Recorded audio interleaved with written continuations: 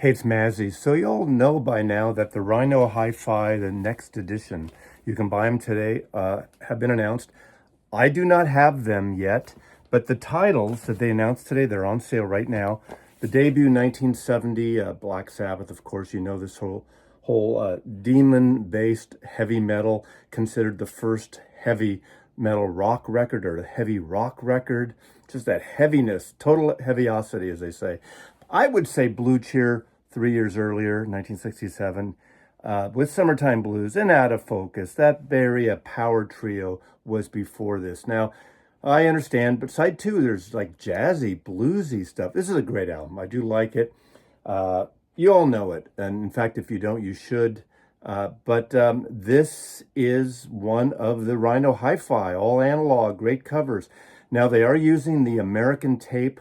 The American copy of the tape they used going back to the Greenie. And the original Greenie of this is fantastic. Now, I have not heard the Vertigo, the UK Vertigo, and apparently some people prefer that Vertigo, but they can't get the tape from the UK. And even on the UK tapes, apparently it's not marked as the master. So we don't know. None of them are EQ copied. But look, I think the big UHQR Steely Dan album that came out this past few months ago through Analog Productions used a EQ copy tape on that, and it sounds friggin' fantastic. So, and the word is that Kevin Gray had in his possession a copy from Steve Westman, apparently, of the Vertigo Swirl, the original. So he used that also as an influence. So we'll see how that comes out. That should be coming to your space soon if you ordered it. I have a copy on the way as well. This is Freedom of Choice from 1980, their third album by Devo with the hit Whip It. This was a huge album, really well recorded record. So those are the Rhino Hi-Fis. But what I want to do is apparently on the stream with Patrick Milligan from Rhino and Steve Westman, they hinted at the July offerings, the July or the June offerings, or whenever the next offerings are. It's going to be 2 rock and roll records from 1974, 2 50th anniversary records. Now, I don't know in terms of that what they have the rights to anymore. Everything's changed. So I picked a handful of records which I think would be my picks from the WIA, Warner Electric Atlantic or Warner Music Now catalog. Now, some of the licenses may have lapsed and gone back to the estates. I don't know, but Apostrophe, Zappa. Now, this has been reissued many times, but wouldn't it be great to have a copy of this? Great Googly Moogie. I love this record, but I don't know if the discrete record here is still in with Warner Brothers or the estate owns that stuff anymore. Tom Waits. This would be high on my list. Asylum Records is part of the WIA group, unless something I don't know, unless Asylum went elsewhere. But I would love this, unless Tom Waits owns it. This is one of my all-time favorite, maybe my favorite Tom Waits record. Heart of the Saturday Night, 1974. Again, part of the WIA group to begin with, or those days. Another biggie on Asylum, Jackson Browne's Late for the Sky.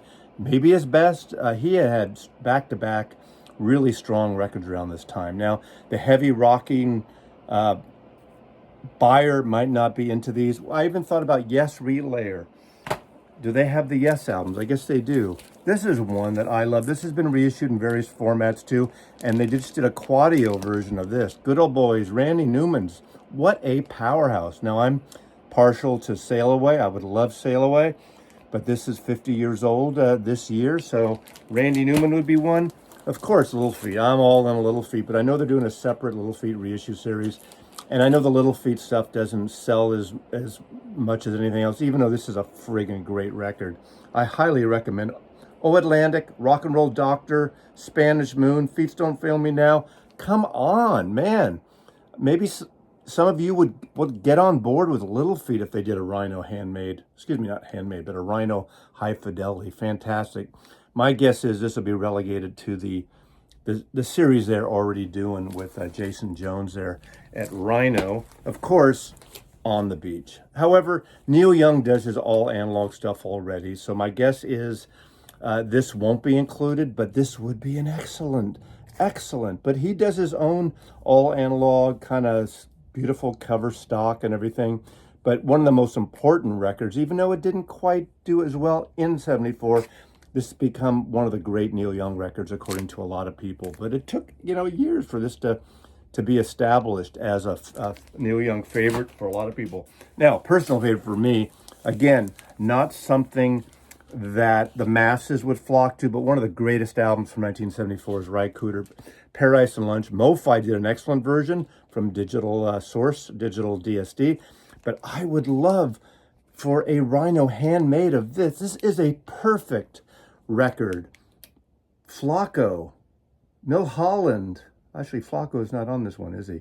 But who's on this? There's a great duet with Earl Father Hines at Diddy Wah Diddy. Fantastic record. The great song that he co-wrote called The Tattler that Linda Ronstadt had a big hit. Linda Ronstadt, did she have a record? I'm sure she had a record in 74. I didn't even think of that. Now, my understanding is the Bowie estate has gone now as part of the Warner Music Group, I think. If that's the case, this would be a no-brainer if they could get the tapes, if they can do this. Obviously, Diamond Dogs, and do the full genitalia cover. Okay, let's get some cock and balls in there, some bestiality. Rhino, are you listening? We want that. And of course, I would say my all-time favorite for this, and again, it's sort of notch up from cult status, but Grievous Angel. This is the final solo album, posthumous release, but finished with Graham Parsons and Emmylou Harris. Grievous Angel is a perfect record, and maybe people would really jump on it if it was a Rhino High Fidelity. So Patrick Milligan, Rhino people, those are my picks. Now, there's a lot of things that have crossed over into different labels over the years that you couldn't release, but those would be my favorite. Joni Mitchell's already getting hers. I would mention Joni Mitchell, but I don't think 74 was one of the great years I would think of. And I'm sure there are others. Are there Heaviosity records? Was there a Black Sabbath record in 74? We shall see. But they're doing a 50-year thing next month. So those are amongst my personal suggestions. List yours. If you know anything from Warner Music, look them up. Now, remember, some of the labels have changed. What about Tim Buckley? He doesn't sell, but I love Tim Buckley. Anyway, thanks for watching. Mazzy loves you.